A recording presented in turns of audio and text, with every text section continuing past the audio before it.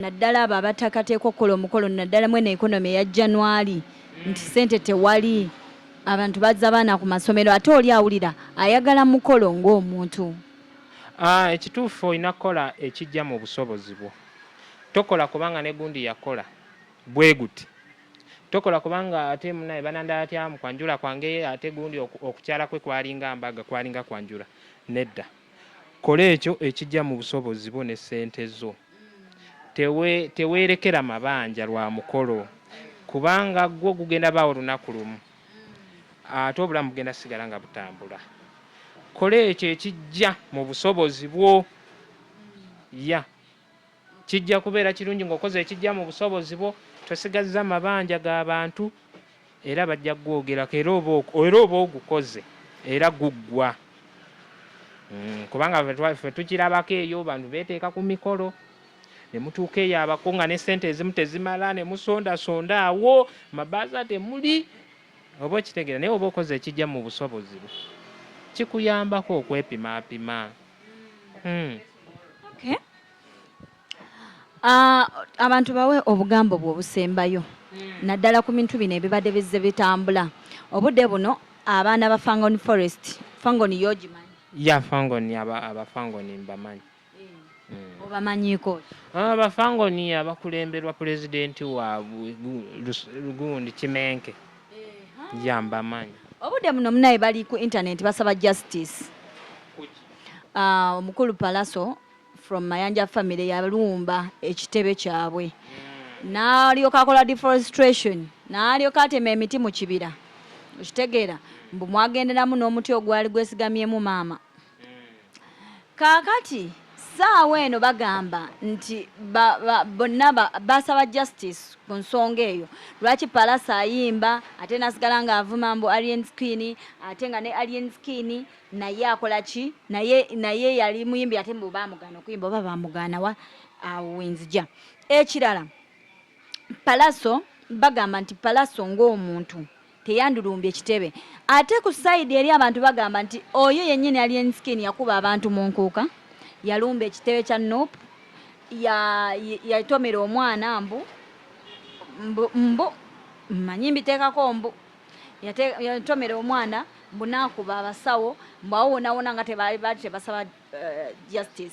Kati saawa zino Alien Skin yakola mbu akakantu ako bisaba bakese nakatono mbu akakola akantu akatono kwe basabirako justice mbu abantu amaaso bagegese. Police we baviirayo ne bakwata Palaso ne Alien Skin adde munda. Oyinza byogerako ki? Byonna nabiraba ebyali bigenda mu maaso mu ggwanga. Waliwa? Waliwa? Naliwo. Nga Palaso alumba ekitebe? Nabiraba maaso ku maaso ku TikTok. Tekwaliko galubindi maaso ku maaso ku TikTok. Era ensonga zaabwe nzimanyi bulungi. Naye omu ye yayimba oluyimba bino by'abanene. Tovimba nga toli muki? Munene. Bagamba eryokanga neekola ki? Bagamba eryokanga neetonnya. Nalukomaawo. Netulaba ensiisirawo z'enkanyankanya omwoyo. Kati ekituufu entalo zaabwe ffe si kyekikulu twagala entalo eza music. Bave mu bino. Bave mu ebyo kubanga ebyo bijja twaliramu abamu n'obulamu. Kubanga Palaso n'eggaali lwakuba nsize ezuula naye ne jjajja alina eggaali mu kyalo laale ezo laaja neekozeeko agirina eggaali si be baakasooka obba nazo. Kitegeeza abantu baava dda nga balina eggaali. Naye nga twagala ntalo za music kubanga music ddagala music industry naye eringa agriculture buli lunaku ng'abantu bwe balya emmere ne music bwe tumulya bwe tumuwuliza buli lunaku twagala music. Yajja okwawulawo omulenzi ku musajja. Budde buno bakyali balenzi bonna. Katwagala music yajja okwawulawo omulenzi ku musajja. Okay. Abantu basiibule era obabuulire obadde weekweseewa abantu badde tebakyakulaba TikTok tebakyakulabayo ki ekyaliwo oba ekyekiri? Ekituufu mbadde ngenda basiibula kambasiibulire ddala nnyinza obutadda ne gavaako. Bwe mbasize mbasiibudde mbadde nabula nga neekwekamu nina emisomo gye nkwasaganya. Bobby yatugala twebeereremu n'emisomo gikyampuuba. Osomerawa?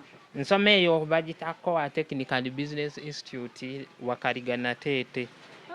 Nsoma biki? Nsoma by'emikono, eby'omutwe, eby'ekiwato bye sinnagendako kubisoma yennyabo.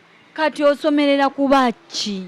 Okusooka nali njagala nnyo okusoma okuba nakawere olwa neighbor waffe azaalazaala obuugi kaseera byenda nga mbyagala nnyo nga mukaka kangende ngatteko nawe mbeere nakawere naye nentuka eyo nenda nga tebinkolera nenjagala oba nsome mbe step further. Institute kikozi? Nze nsoma ku Coa Technical and Business Institute. Nsooka nsoma electronics biba byakanika ebikozesa amasannyalaze. Saagenda eri kusoma ate Napoleon ate ngeno Museveni yafuga nsome n'embaga ye ate ne mukyala we bali bagenzi. Nzira obuddewo nga nsoma abagenzi ate nsoma ebizibu bya New York nga tulina ebiri ebuduuda bannange ne wano biyitirivu. Tonjikiza by'ekiteezi. Twayombye ne mukyala wange n'aŋŋamba gwe abasajja bonna kasasiro ne mbwa tujja okwekuŋŋaanya tukole olusozi tubombolokoke tutte abantu. Laira omukyala wange agamba abasajja bonna kasasiro ne mbwa tugenda kwegatta tukole olusozi tubombolokoke tutte abantu anti tuli kasasiro. Oba kitegeera ekintu? Nkitegedde. Oli kasasiro yabumbulukuke. Mountain kiteezi yabumbulukuka. Kati mugenda kwekuŋŋaanya mutugambye mbu abasajja ffenna tuli kasasiro kati njagala naffe twekuŋŋaanye tukole olusozi tubombulukuke tutte abantu. Era ye gwe musooka naye? Twe tujja okusookerako alabe bwe kiruma. Naye nga gye ndi mu bufumbo bwange nebaza Mukama siri mwenzi. Baana bange bana buli mwana ne maama we. Senga yaŋŋamba gwe olitwala obwenzi bwa taata wo oli taata alina bubwe buno bwange. Sisobola twala bubwe ate bwannema. Bwakulemera ddala wagezaako? Baana bange bana buli mwana ne maama we obwenzi ze sibusobola. Mukama abumponyezza ennyabo.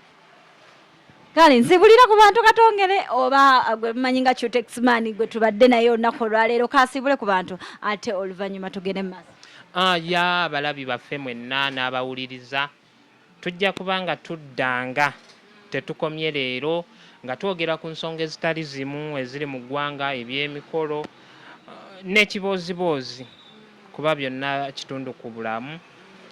Ya mweraba sijja balimba nti mbaagala nnyo mmwe simanyi oba munjagala mba nnimba kubanga mukyala wange yagenda n'azaala abantu bamukuza nange kuliko omwana webale kunsabira n'abataasaba nabo beetaaga saala nga bamusabira dize nkugamba naye saakusabira mba nkulimbye.